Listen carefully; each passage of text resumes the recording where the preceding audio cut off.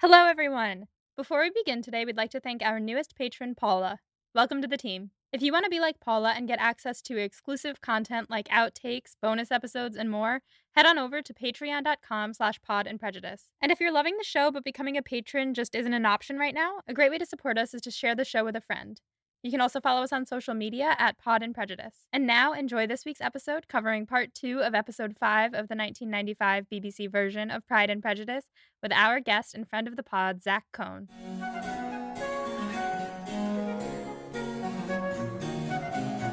This is Becca. This is Molly. We're here to talk about Jane Austen. Specifically, we are talking about part 2 of episode 5 of the 1995 version of Pride and Prejudice, starring Colin Firth and Jennifer Eel. If you can say that all in one breath, listeners, you have good lung capacity. I was going to say you went to theater school. Yep. So we're here today with our good friend Zach Cohn, who you might remember from last episode if you listened to that episode. So, Zach, say hello to the people. Hello to the people.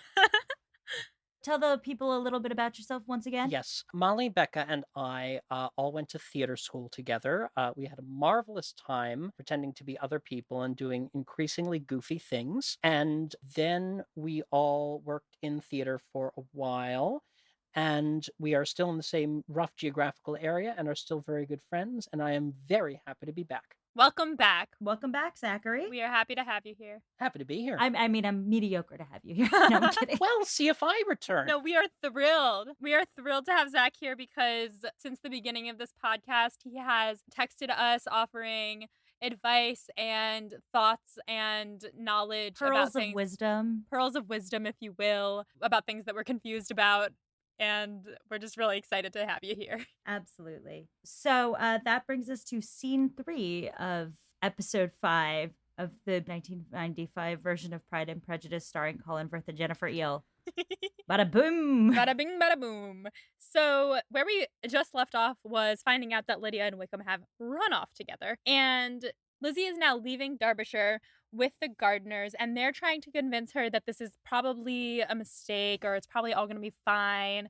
Mr. Gardiner says no man would risk all of everything to do this to a girl who is by no means unprotected or friendless, and he doesn't think the temptation is worth it. And Lizzie is like, it's not worth the risk of his own interest, but he would definitely risk everything else, meaning her whole family, because he's a dick. Oh, yeah. He is just a character who has no care for the effects of his actions on others, and that is consistent. Mm-hmm. Yeah. Then we cut to Darcy watching Georgie play the piano. And one thing I feel I should note, even though my boyfriend thinks she looks like a vampire, they dress her like an actual angel in every scene. I think she is an angel. Oh. It's like that scene in Star Wars Episode 1 where little baby Anakin looks up and he's like, "Are you an angel?" Except it's not like that at all because that's gross. Are you an angel? Are you an angel?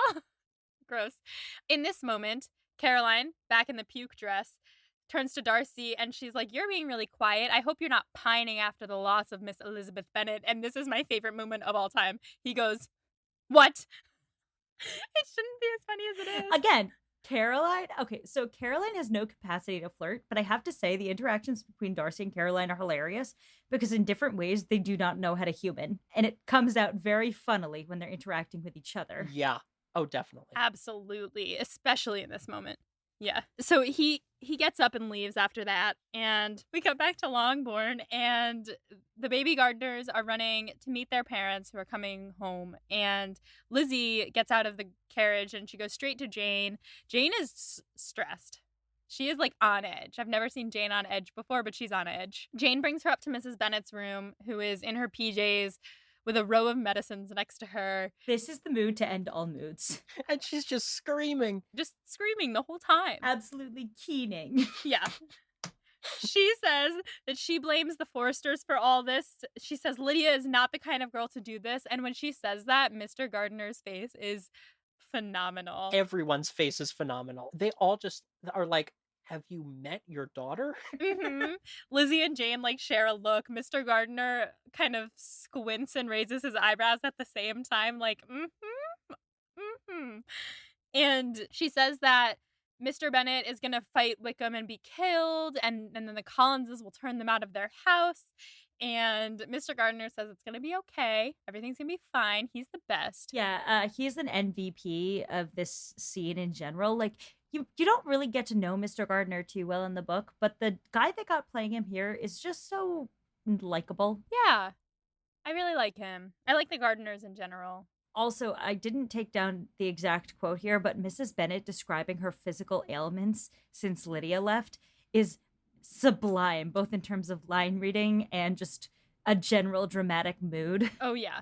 She says that there's pains in her sides, flutterings all up and down her body, passing out everywhere. It's great. I also, again, to bring up the costume design, I love that she just sort of looks like this screaming mountain of frills. Yes. Like in the chair, with the doily on the chair, and then the doily on her body. And it's just like a ruffle of sadness going down all the way, and just like the bonnet on top to just cap the screaming woman. It's so funny. It's so funny. I was dying during this part. Oh, yes. She tells Mr. Gardner he must stop Daddy Bennet from trying to fight Wickham, and he must tell Lydia not to think about her wedding clothes until she's seen her because she doesn't know where the best warehouses are.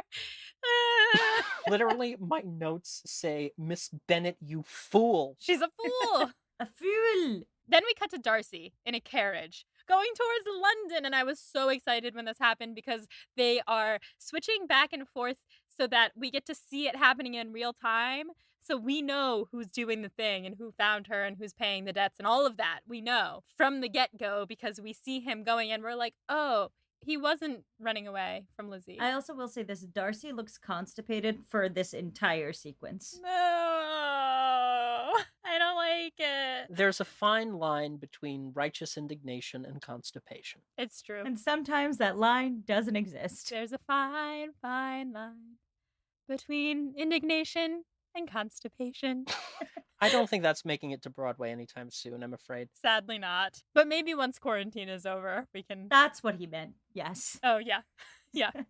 So then we go to dinner at Longbourn, and it's the Gardeners and the daughters, sans Lydia, and Mary is just going on about how bad this all is and how it will be much talked of. And everyone's like, yes, Mary, thank you. This is the scene where Mike leaned over to me and just went, wow, Mary has no one who likes her. It's true, poor Mary. Because Lydia and Kitty are such a unit, and Jane and Lizzie are such a unit, and then there's Mary Yeah. with her Bibles and her dead bug collection. The thing is, I don't think she's aware of it fully. Like, during this scene, she thinks that she's actually being helpful. She keeps going on about how bad Lydia is. And even when people are like, Mary, this is not helpful, she's like, I'm going to keep talking. And I really liked in the middle of her sentence, Jane goes, pass the potatoes to your aunt. And she looks up and she goes, I beg your pardon. And then Kitty's like, oh, never mind, I'll do it. And Kitty passes the potatoes. Then Mrs. Gardner says, thank you, Kitty. And Kitty says, that's the first nice thing anyone said to me since Lydia ran away. It's not my fault. And Kitty, she gets blamed for all of Lydia's bullshit. She really gets the short straw in that situation. She does. But Mary keeps going. She talks about how a woman's reputation is brittle. Yeah, she basically says they cannot give their time to the undeserving of the other sex, which I agree with. Sure. Oh, definitely. Nor the undeserving of one's own sex, may I add. Indeed. Yes, I would say that's true. I would I date think Mary, though. What? Repeat that, please, I for our don't listeners. know if I want to. I don't know if I want to. It came out of my mouth as a joke, and then I felt awkward about it. So, this is a lot of like waxing poetic about the Bible and women's need for celibacy, which is not really my vibe as a Jewish sex positive woman. But I think there is a kernel of don't waste your time with boys like Wickham in here. And I think that's fair. It is, but it's also like you can tell that what Mary's really doing is channeling some like 3 or 4 different sermons she read rather than actually saying something she, thought of. Yeah. Though I will say that in that way, it made me realize how good of a couple she and Collins actually would have been. Yeah, they really Yeah, would oh have. yeah. They would have been perfect. They could have just talked at each other all day. They would have been a great match, honestly. Because neither of them has instincts for things outside, like internally. Like they always take outside influence and have it impress upon them and and then they just like have it go through one ear and out their mouths, if that makes sense. Oh yeah. Neither of them thinks analytically and creates their own thoughts, which is why, Zachary, you are different than Mary. Yes. Oh, well, thank you. So then we cut to Jane and Lizzie alone, and Jane starts talking about how this is all her fault. She thinks that she urged Lizzie not to tell anyone about Wickham's character, which actually, like, maybe in the book, yeah, but in the film, Lizzie was the first one to say they shouldn't. Jane was like, I don't think so, but like, what do you think? And Lizzie was like, yeah, I agree with you. So it wasn't really Jane's fault. Well, I think at the end, Lizzie says it's neither of our faults, which I think is correct because we blame the predator. Yes. Yes, we do. Yes, indeed. Blame Wickham. This is Wickham's fault and no one else's. So then Jane shows Lizzie the note that Lydia wrote to Mrs. Forrester when she ran away. She pulls it out of a book she has hanging around. And we get to see this note in real time as well, which I also liked because it gave kind of a personality to what's happening. Yeah, and it's, I think, the sexiest moment we've seen so far, which is Lydia, like, running off with Wickham in what seems to be a boa. She's wearing a white feather boa. She's another very frilly person. But in a different way. And then she and Wickham just go for, like, a makeout in the car that is reminiscent of a drunk Uber ride. And that's exactly what it is. Yes. Oh my God. Wow. They get in the car and instantly they're just all over each other. What I liked especially about this is that we see how excited Lydia is to leave. And we see how furtively Wickham's looking around when he's standing outside of the Uber. And he's like, is she coming? Like, is someone gonna see us? Then he sees her and he waves and she waves and she's so excited. And he just like wants to get the fuck out of there because he doesn't want anyone to see them. And it shows how shady this is. Now, Lizzie is happy that at least this means that Lydia thought she was getting married no matter what Wickham afterwards decided for them. Jane says that Lady Lucas has been kind and has been coming over to console, and Lizzie snaps and she's like, she should just leave us alone. And Jane is like, Lizzie, that is unkind. She's being very nice. And Lizzie's like, oh, I'm sorry, but can't you see that more things have been ruined than just Lydia's reputation? Dun, dun, dun, dun.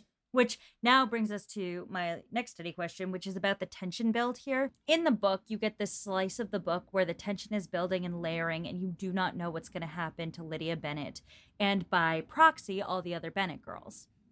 In the movie version, they're layering this tension, but it's going alongside this sort of weird mystery of what Darcy's doing. If you've read the book, you know what Darcy's doing. If you haven't read the book, you don't know what Darcy's doing. Interesting. So how does that shape this part of the narrative? I actually think that it allows this part of the narrative to be sort of equivalent to the one in the book. In a novel, you can have someone do something off stage, as it were, and only come to it later, and it's still compelling. Whereas I think if in a visual medium like a film, you had Darcy disappear for the narrative for the length of time that he disappears in the book, it would seem jarring and you might sort of lose track of or even worse, confusing. Like, why did Darcy do that? Didn't he just reject Lizzie? He acted so weirdly. So I think it's a way of saying to the viewer, hey, look, Darcy's up to something. What's Darcy? And keeping Darcy in the mind of the viewer so that they know that he is on some kind of mission and that it potentially branched from his interaction with Lizzie. Yes, I wholeheartedly agree with that. I think it centers the narrative around Lizzie and Darcy more than it does around Lydia, which is like this section of the book is very much like what's going to happen to Lydia. Here it's like, how is this going to affect Lizzie? Also, it keeps us on Lizzie's side because we're seeing that Darcy's doing something, that he didn't just run away. And we're like, it's kind of like dramatic irony. Is that the right phrase that I'm using, where the audience knows something that the characters don't? Yes, that's right. Cool. So we know that he's doing something, and whereas Lizzie's sitting here being depressed about him not loving her anymore, we're like, Lizzie, no! So it keeps us hooked in that way as well. Absolutely. So, scene 4. Lizzie is being sad in her room, looking in the mirror later that night, and then she sees Darcy in the mirror. Yet another Stanley Kubrick moment. Yeah, this is almost a perfect adaptation, but whenever they give you the floating head Darcy, it's just a little bit out of theme. I kind of love it. It's like that moment where they were in a few episodes back where they were in the carriage and she looks out the window and she sees Darcy proposing to her again. And then we jump to underneath the carriage and the horses are going, and you're like, ah, what's happening? What movie am I watching? It's so This weird. is kind of like that. It's so weird. Then Jane comes in and this scene was not #not in the book. Jane comes in and she's like, I was just thinking about what you said earlier. I suppose you meant that we don't have a good chance of marrying rich now because nobody's going to want us now that our sister has disgraced our family name. And Liz is like, yes, that's exactly what I meant. It's very much like, we need to catch you up. This is what's happening in case you didn't get it before. Which I mean, we knew that because we've read the book and we've talked about the economics of dating in Jane Austen many, many times. Have we? We have, Becca. I bring it up every time. I'm just kidding. It was you, it was you. Whereas they have not read the book and they need to tell the audience that what's happening. Exactly.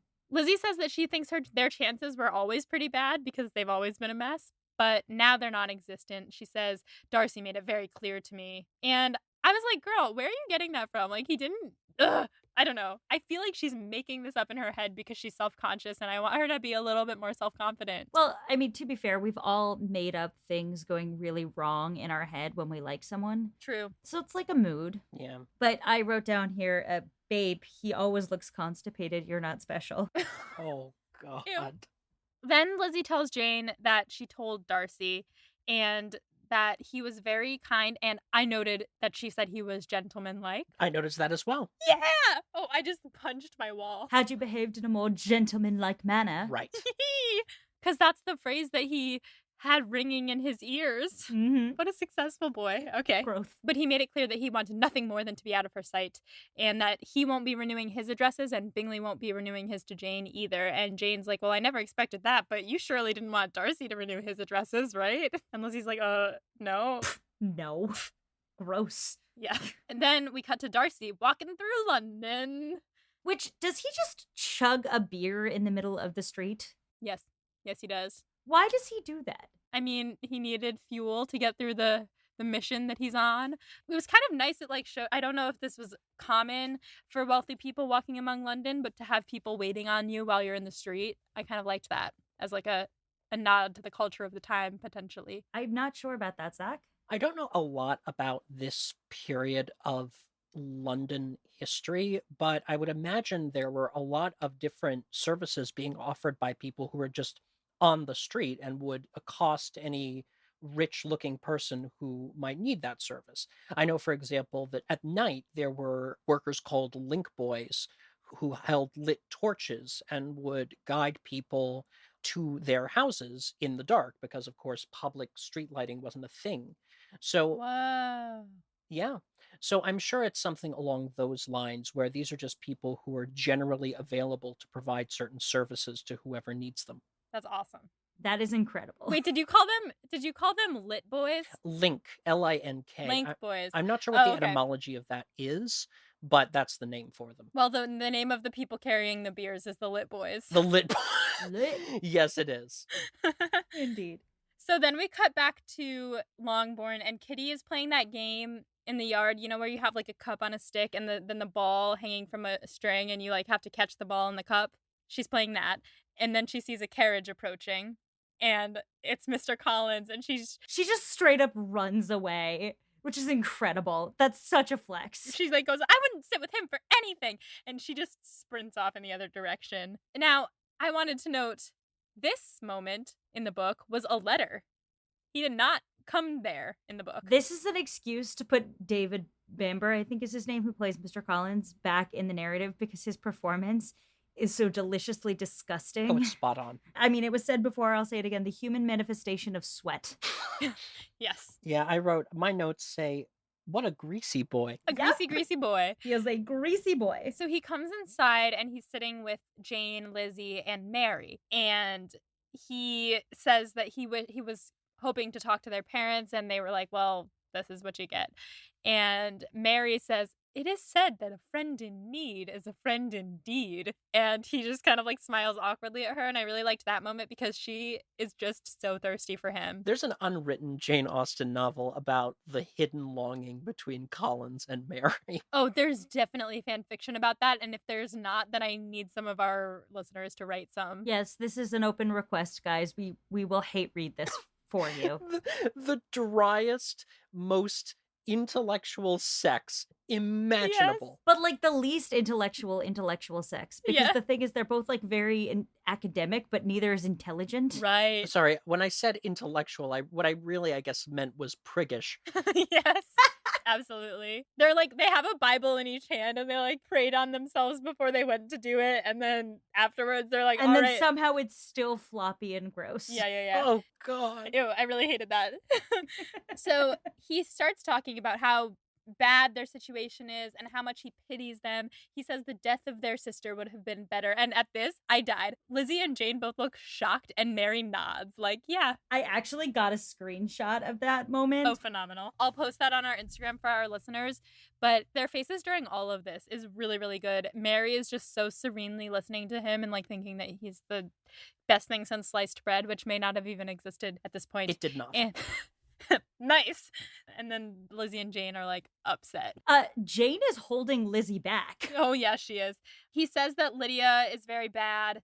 How Charlotte told him that that's probably a result of her breeding. And I was like, how dare he bring Charlotte into this? You know, Charlotte didn't say that.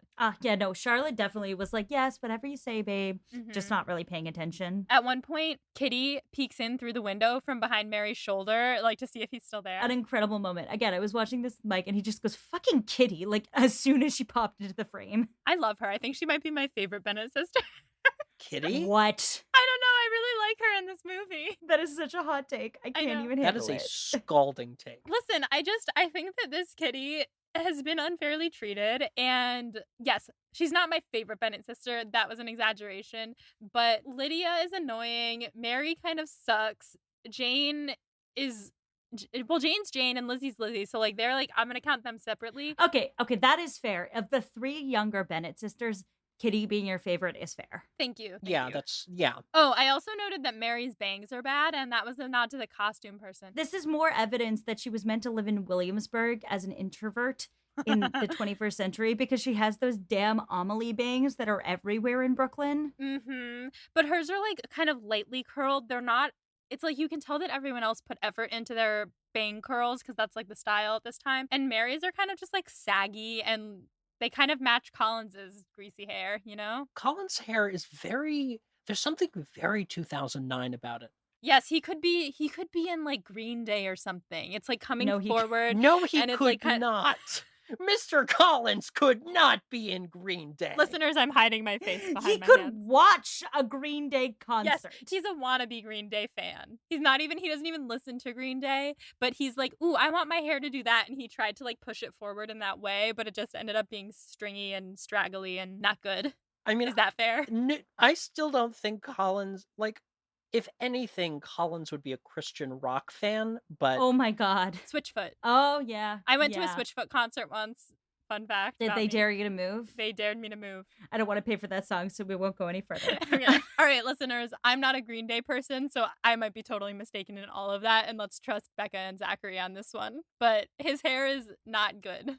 That's what we can say about that. Then he says, who will connect themselves with such a family? He's just being so rude that I truly feel like it's unforgivable, and I can't even think of him as the bumbling idiot that I once saw him as. He's just cruel in this moment. Mm-hmm. When he says who will connect themselves with such a family, he like goes to sit down and then Lizzie stands up, so then he stands up. I really liked this, like, I wrote in my notes the city downy standy uppy thing that they have going on because it's like they have to be standing at the same time. Anyway, Lizzie stands up, and so he stands up, and she says, who indeed? In view of that consideration, you may feel that it would be unwise for you to stay any longer now. And I really just wanted to scream, yes, girl. It's the satisfactory, like, putting Collins in his place you never really get in the book. Yes, because this wasn't in the book. It was a letter. It was a letter. Right. She says she believes that a clergyman can't be too careful, especially one who has the condescension and patronage of Lady Catherine de Bourgh. Catherine de Bourgh. And he's like, oh, you're right, dear cousin, I should leave. So then he leaves and he thinks it was his idea, and it's great. It's brilliant. It's brilliant on Lizzie's part. Oh, yes. Lizzie's pissed. And Jane's like, I think he means well. And she's like, you think wrongly, Jane. So good. And Mary's like, well, I think it was very kind of him to come. Which is why no one likes Mary. And then Kitty pops out from behind a wall and she's like, is he gone? And they're like, yeah. And then Mrs. Phillips arrives. And this was one moment that in the book I remember thinking about a lot, but this was like kind of in passing. She was like, oh, gotta go talk to your mom. The less the servants here, the better. And it wasn't like they only have really one servant that we get to know. But in the book, I remember that was a big thing where I was like, why don't the servants want to hear? Oh, it's because the servants gossip with other servants. Right. But there was only Mrs. Hill. But in any event, Mrs. Phillips arrives. She goes to talk to Mama Bennett.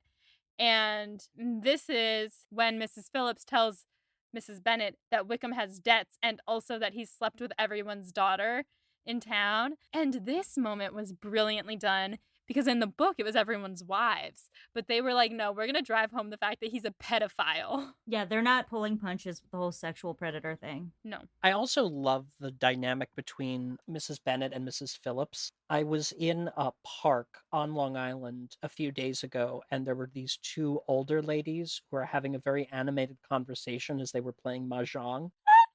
That's very much the vibe. Yes. That is exactly the vibe. And you know what adds to the vibe? What? Mrs. Bennett has upped her mourning ruffles to include a shawl to make it even more of a mood. Absolutely. Oh my God, yes. One moment in this that I really loved was when they were like, you know, I never trusted him to begin with. Now, I warned them, I did, but it's like, Mrs. Bennett, you know you did not. Oh my God, yeah. That is a selective memory if I've ever seen one. And we already knew that Mrs. Bennett had that. Yes. That brings us to my next study question, which is more of a discussion. They're a lot more explicit about the consequences of Lydia's actions here. Like, we've read the book, but when we read the book, I also gave you like a mini lecture on why Lydia's mistake was so significant. Why do you think they changed it from the TV movie miniseries shebang, as it's commonly known? Like why they were more explicit about what's happening. Exactly. They really were explicitly like, this is what's going to happen to each daughter. I mean, I think it does, in light of the mini lecture that you gave Molly, Becca, I think it does take a little bit of a hammering home to a modern audience how serious this is.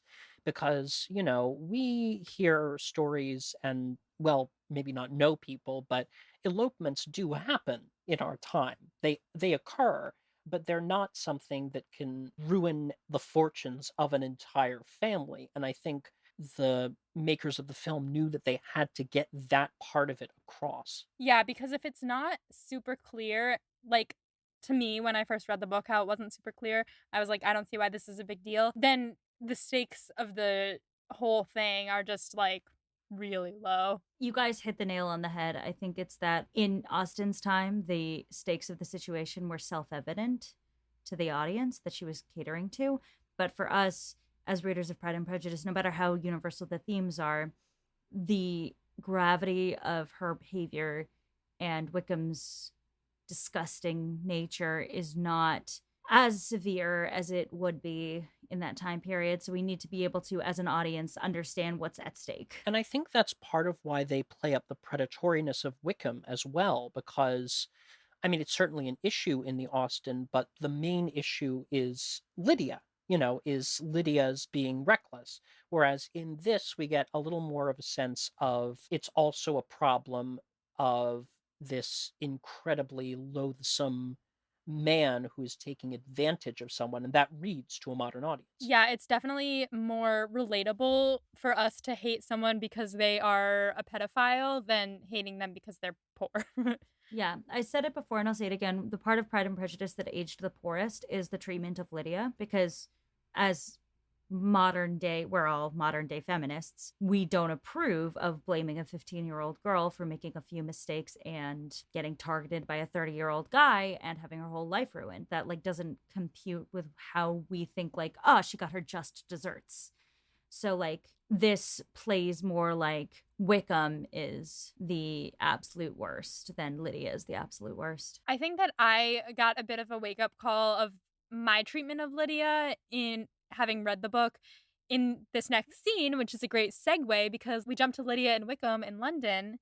And Lydia is like looking out the window and she's asking when they can go to Hertfordshire. And Wickham is just like, get away from the window. And we see that she is just a kid who thought that she was in love and like was gonna marry this man. And he couldn't care less about her, really. Like, she's just an accessory to him. And we get to see her being miserable, but she doesn't know she's miserable yet. Also, it is so clearly a sex den. Oh, yeah. Oh, yeah. The way they play it out, the way that she's like toying around the bed, the way he's got his shirt unbuttoned, like they're subtle about it, but they're much more explicit about it here than they are in the books. That this is like they have just been having sex in this room. It's a Regency motel. Yeah. Yes. And he says that they can go to Hertfordshire after he settles his, quote, business affairs, and that's obviously his debts. She says she wants to go out and see plays, and she's, like, running her hands through his hair, and he's just drinking wine and ignoring her and, like, saying it's all gonna happen eventually. And I just feel really bad for her because, like, she thought that she was gonna get this dream experience, and it's not what she had hoped for. In my notes, I wrote, I actually ... feel bad for Lydia. And then Becca wrote, you should. She is 15. And that was my wake up call of like, I should have been nicer to Lydia throughout the book. No, it's not totally your fault. Austen writes the books, so Lydia's unbelievably annoying. Yeah. But I have always been a defender of Lydia, even when she is at her most annoying, as not deserving the fate she gets. Oh, yeah. Making it explicit in this way also made me think a little bit ahead because, obviously having read the book, we know where this is going, to Lydia being married to this guy, who is stuck with her now and can't do anything about it and clearly has no patience for her. It's a really sad situation. Yeah. It's absolutely a tragedy for the both of them, but particularly for Lydia. If this were to happen, it'd be rewritten for today. What I would hope to have happen with her is that she gets to leave him, come home, her family accepts her back, and she gets to like live the rest of her childhood and then get married when she's actually ready to. And Wickham goes to jail for being a pedophile. Without giving anything away, I think there is particularly one adaptation of Pride and Prejudice that gets this storyline correct in the modern era. And I'm not going to say what it is. Ooh. Interesting. But when we get to it, you'll know, and we'll have a long talk about it. Cool. So then we cut back to Longbourn, and Jane has received a letter from her uncle saying that Daddy Bennet is coming back, and they haven't found Lydia yet, which makes Mrs. Bennet very, very stressed. She's like, oh no, who's gonna fight Wickham? And she asks for her smelling salts, and then Jane holds her smelling salts out to her, and she snorts them, and and it was so funny. I have never heard of smelling salts before. I was like, what the fuck is going on? And she sniffed them. She's about to faint, and it's keeping her conscious. Well, it was phenomenal. Whatever it was. It's sublime as a performance. It's amazing. Then Daddy Bennet comes home in the rain. In an iconic cape.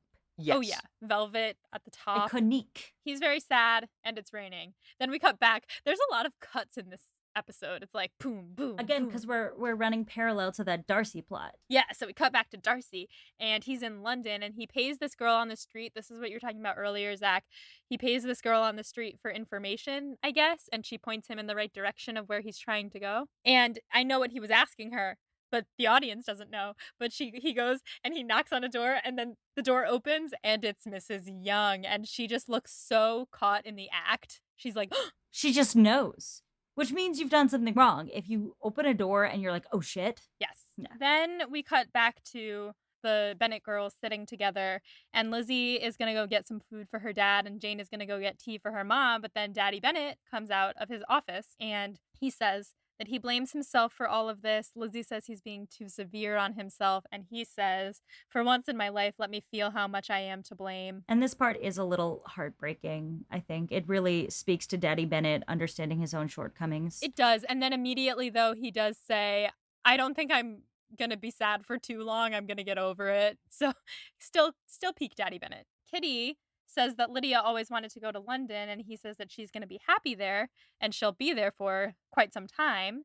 And then he tells Lizzie that he isn't upset with her, that she was right, back in whenever she had that conversation with him about Lydia needing to calm down, and he thinks that it shows greatness of mind.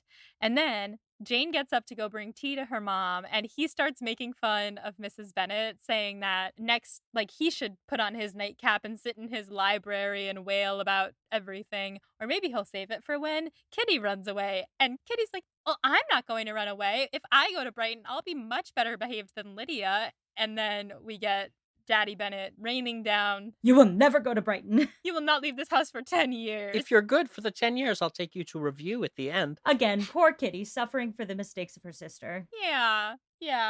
But I do think that he was a bit harsh in this scene. I didn't picture him being quite so mean. I did a little bit, but I just have to respect the sass game when he's, like, also upset. Like, he's still quipping. He is quipping, which is the end of that scene. Which brings us to a very important observation you made at the beginning of the next scene. Oh God, I wasn't sure if I should say this or not, but I guess I have to. We can cut this if you decide against this, but I feel we need Zachary to weigh in as well. All right. You're right. So we cut to Darcy in London, and he's wearing these pants. And my question was, did they stuff his pants? Or is his ween just that big? No, we discovered watching this closely that Colin Firth must just have a huge penis. I watched this like 3 times back to make absolutely sure, but you see the full explicit outline of his junk in those very tight pants. Yeah, I can't not look at it. I'm speechless. I feel like I'm on an episode of an entirely different podcast. That brings us to scene 6. We see Darcy in London walking down the street, and then we cut to inside Lydia's inn, and she is again begging Wickham can they please go out tonight, and he's straight up not saying anything in response and ignoring her. And then she looks out the window and she starts joking around. She's like, Lord, what is he doing here? And Wickham panics. He's like, what? Who? And Lydia's like, oh, you'll never guess. And he's like, who is it? I just surprised myself a little bit. Where's Rachel Dawes?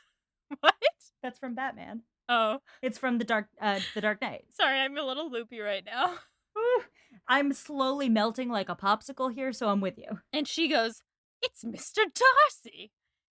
Da, da, da. That is a perfect dramatic payoff, though, in this episode, because you have the building tension of what's going to happen to Lydia and are they going to find Lydia? And you have this building tension of this weird task that Darcy is doing. And then that lines up perfectly in that moment where she just says, Mr. Darcy. Totally. Then we cut to, with dramatic music, a messenger arriving at Longbourn and giving a message to Mrs. Hill, who then gives it to Mr. Bennet. And then Mrs. Hill walking around to the side of the house, and she sees Lizzie and Jane. And I wanted to make a note about the music here. It's the theme song in the minor key. Yes. Aha. Aha!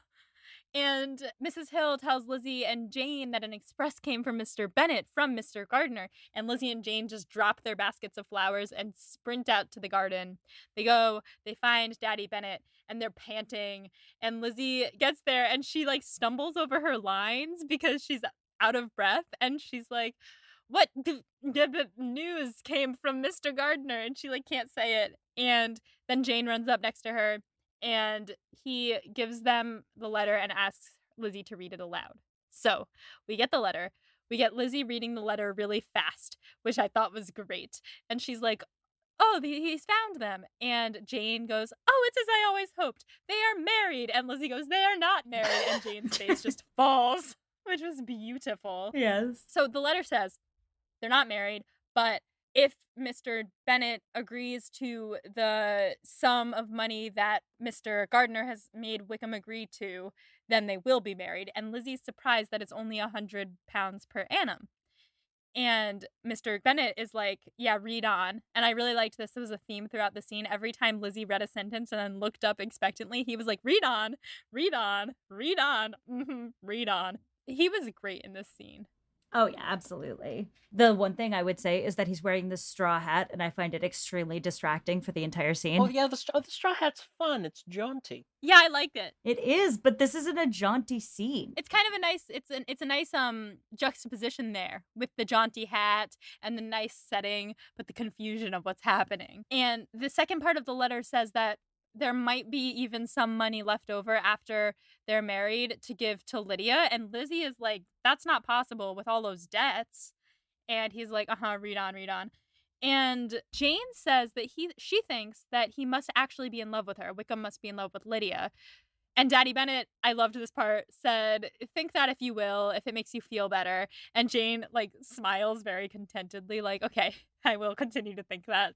Very Jane. Yeah, and I also think, like, one of the things they also do here is they make the Daddy Bennett stress over how big a deal this is much more explicit as well. Like, the burden on him of having had somebody pay this much money to save his daughter. Yeah, he says at the end, I have two questions. One, how much money did Mr. Gardner lay down to make this happen? And two, how will I ever repay him? And that's like the thing. This thing. The thing. It is very explicit, whereas in the book, I was like, that seems like a good thing. And I was kind of like where Jane is at this point. Like, okay, good. He's going to marry her for not so much money and it's going to be okay. Then we get Jane and Lizzie alone later, and Lizzie is stressing about how she told Darcy and how he must be congratulating himself on his escape, how he must despise me now. And Jane is like, why do you care? And Lizzie says she doesn't know why.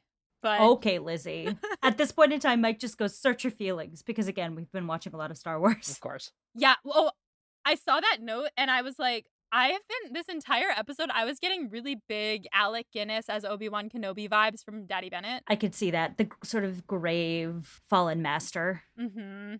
Lizzie says the last line is, I don't know, but I cannot bear to think that he is alive in the world and thinking ill of me. And then she sees him standing, staring at, like in her mind, she sees him standing, staring at something. And that's the end of the episode. Ooh, what will happen next? And that brings us to Becca's sort of final ending study questions. Whew, we had a lot of ground to cover today. We did. So, first question, favorite line delivery? Honestly, can I say just Mrs. Bennett in general? Like, yes, her whole... I know she's just sort of shrieking the whole time, but it's perfect. It's just perfect. It's absolutely perfect. It really captures, like, you want to feel bad for her because her stress is earned, but her methods of conveying such stress are so funny. Yeah. Mine was tied between two, and I think I know which one wins, but I want to give an honorable mention to Lizzie standing up to Collins and saying, who indeed, in view of that consideration, you may feel that it would be unwise for you to stay any longer now, and then making him leave. But the one that actually wins is when Caroline tries to ask Darcy, like, I hope you're not pining over the loss of Miss Eliza Bennett, and then he goes, what?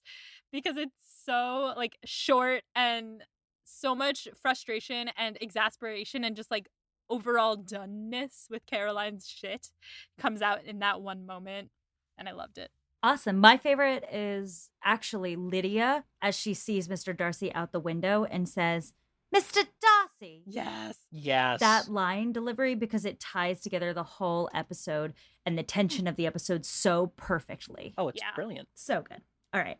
Next one. Noticeable changes between book and movie. We touched on a few of these, but share your thoughts. Well, there is the seeing Darcy in London while it's happening in real time aspect of the film that just adds a different level of tension than the one we had in the book, which was, where the fuck did Darcy go? Who's paying this money? Whereas here we get that dramatic irony that we talked about before of, like, knowing that Darcy is out there doing a thing.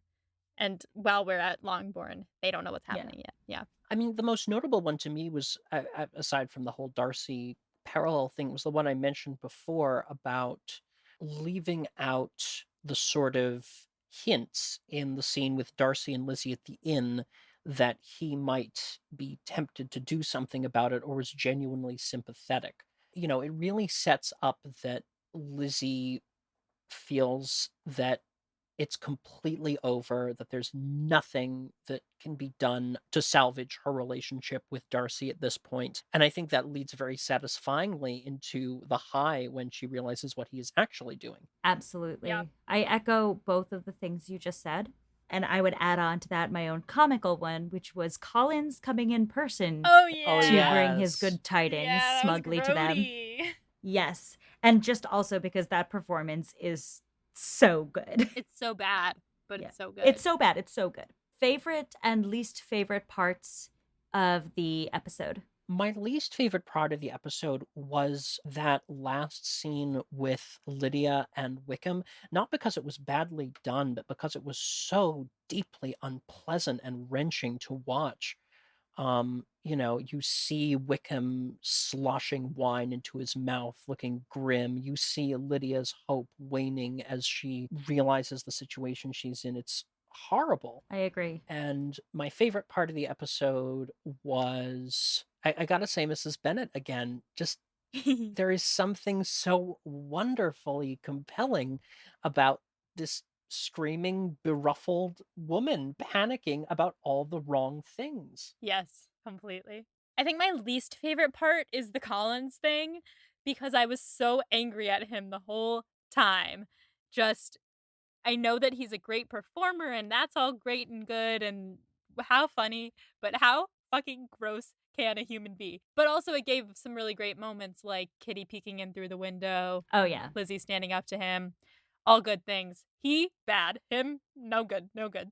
My favorite part might be Bingley coming in all excited Oh. and being like, are all your sisters still at Longbourn? Oh. Yeah. He's so sweet and precious.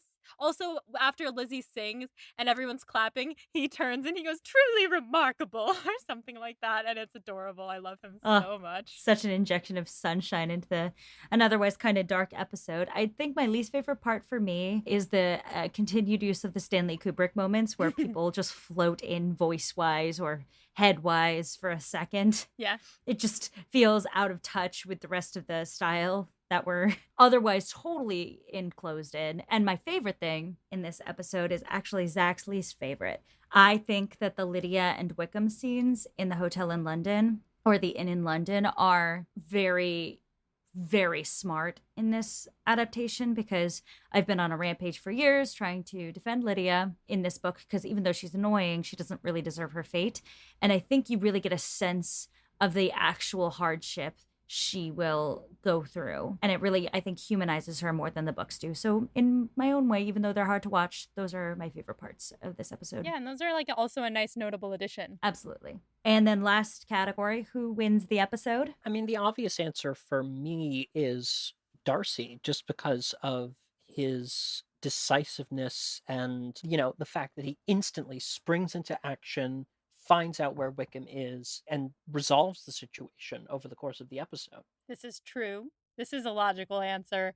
But I think that for me, as much as I love my sweet, sweet boy Darcy, and I think that he does the important work in this, I might have to say Mama Bennett just because she sticks in my brain so much after this episode. Like, some iconic moments from her in this. So I might have to say her. Funny thing, I really only said Darcy because I couldn't say Mrs. Bennet again because I've said Mrs. Bennet for like 3 of these. Because she's so great. Well, I'm glad that I got to say it. I was like, I bet Zach's gonna say Mama Bennett, and then you said Darcy, and I was like, that is the right answer, but someone has to say Mama Bennett. So I'm actually going to put a weird throw in there, but I think the composer wins this episode. Ooh. Because I think that the tension in this episode is so heightened by the really smart pacing and rhythm of the music to everything that's happening. Yes, and so many variations on the theme. We love a variation.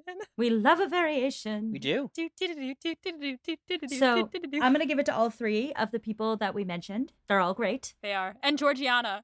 Oh, little baby chicken nugget Georgiana. Yeah. The veggie nugget. The veggie nugget. Yeah, the vegan nugget. Yeah. All right, listeners, that concludes this episode of Pod and Prejudice. Zach, thank you so much for joining us. This was absolutely delightful. Thank you for having me. It was an absolute pleasure. Of course. You bring so much intelligence, thought, and humor to the discussion. We love it. You truly do. Do you want to tell the people where they can find you? If you would like to find me, I am on Instagram at zachary.cohn, C-O-H-N. Awesome. Well, thank you again so much for coming, listeners.